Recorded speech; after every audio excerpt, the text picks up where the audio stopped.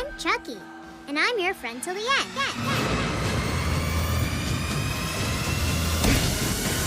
Heidi-ho! Ha ha ha!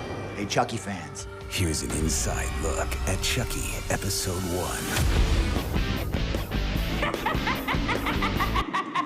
With the TV series, we have 8 hours of story real estate. Character becomes much more a part of the story. I wanted to bring back the tone of the first couple of movies where we were focused on Chucky's relationship to a kid. Holy shit. I know.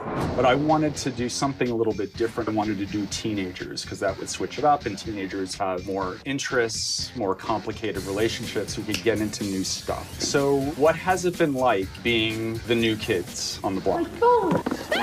It's honestly kind of been an honor to get to be involved with this whole franchise. I think that it's been a great experience for all of us. You know, like, I'll go home and I'll be like, oh my God, I'm on Chucky. It's like crazy. Especially because since now, not only is it a new generation of people, but it's a new generation of the format in which we are witnessing Chucky. Come on, Jake, don't be shy.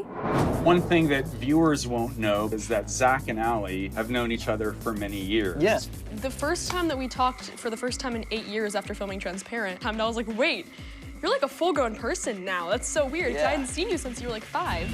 I organized a whole book drive for the homeless. Teo read for almost every role. He read for Jake, he read for Devon. Did you read for Lexi? Well, that's what was going to be next. I have no doubt he would have been a great Lexi. Lexi and Junior are kind of the king, queen of the school. They are not the best couple. I think that Lexi definitely bosses him around a lot. She kind of takes after her mom in that way. It's definitely a very one-sided relationship, especially at the beginning of the show. Okay, if I sit here? Yeah. Devon is so earnest. I'm a crime junkie, so I'm really into that kind of stuff. And I'm kind of known around the school for my crime podcast. I mean, I know you were listening just now. I saw.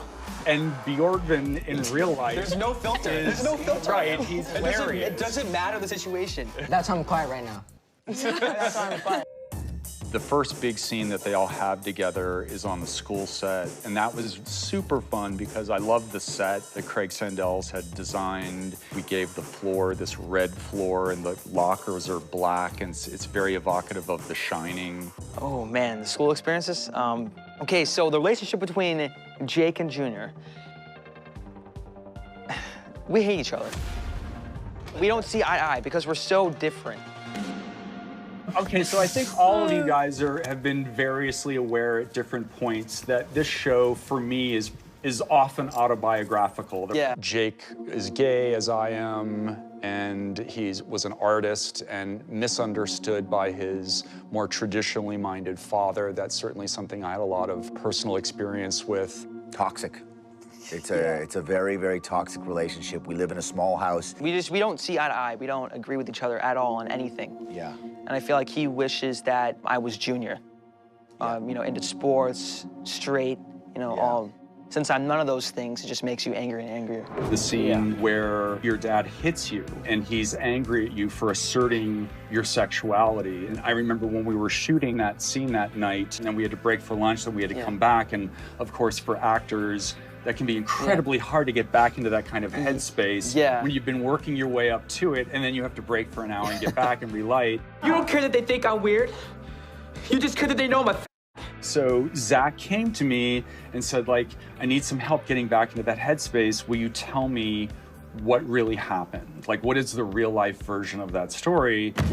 You see that again, and I will kill you. You hear me? I remember going up to you and I gave you a hug and I was like, man, I'm sorry this happened to you. Go to your room! Go! I don't want to see you anymore! Thank you for getting me in the headspace and just writing this incredible I didn't story. do anything. I mean, well, you did. You did, though.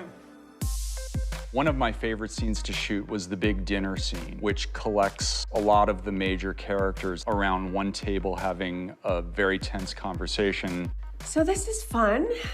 And one of the reasons this scene was a lot of fun to do was because Devon Sawa was playing 2 characters. I play Lucas and Logan Wheeler. They're very different characters. Lucas is the father of Jake. He is a broken man. Logan is Jake's highly successful uncle. They're very different characters. They're sitting right next to one another. So we got to do some fun visual effects that are ultimately very simple. It was very interesting because when he was playing Lucas, there'd be a stand-in for Logan. When he was playing Logan, there'd be a stand-in for Lucas. We did half of the day where he was playing Logan. I got so used to him in that character, and then the other half of the day was Lucas, and then he was just completely different. He had a beard, and it just shows how talented Devon Sawa is. Gonna say that. Hello? Yeah, I'm calling about the doll. So we have a lot of Easter eggs spread out over the 8 episodes to delight the fans. So many. Starting in episode 1, the yard sale, where Jake buys Chucky. If you look closely, you can see a mysterious woman in a red coat and scarf walk by. That is meant to be Tiffany, of course. It's a coat that we see her wear later in the season. Oh, someone took the butcher knife. Again, in the first episode, a phone call that Jakes receives, eagle-eared fans will recognize as the voice of Andy Barkley. Be very careful with that doll. Chucky told me in 1988 we'd be friends to the end, and he wasn't kidding, obviously. We have 2 different homages throughout the series to the movie Magic, which was a big influence on me. Anthony Hopkins plays a schizophrenic ventriloquist. That would influence me to create my own killer doll character. That's better. That's great. Back to one, another one just like that. Filming the talent show scene was a very chaotic day. It was the first time that we were all in a scene together. I think it's the first time that the audience really gets to see Chucky really interact and have emotions and talk. Boom! Devon plays the piano, but like that started as something very different. Yes. Oh, okay, okay. The yes. champions. Yes, originally I was supposed to sing We Are the Champions, and I looked at the script and I was like, that is not gonna happen. I'm so sorry. Hey, I'm Don. I'm sorry, Don, but I can't sing. But instead, you told me that you could play the piano. I could play the piano. So we did that. Little help here, Jake? The doll was like 30 pounds. So I was sitting there in this one position and my forearms were burning by the end of it. Like, how long were we filming that part? Like 2 hours? Yeah, 2 hours, I'd say. Yeah, it was great, and I got to wear the most beautiful dress. I love that dress, and the coolest shoes. So that was a really fun day. I'm out of here. Come on, come on. So, Dawn, I heard a rumor that the more you love a character or a cast member, the better their death is. Yes, that's true. I love electrocuting people, fictionally, not in real life. It's something I have a phobia about.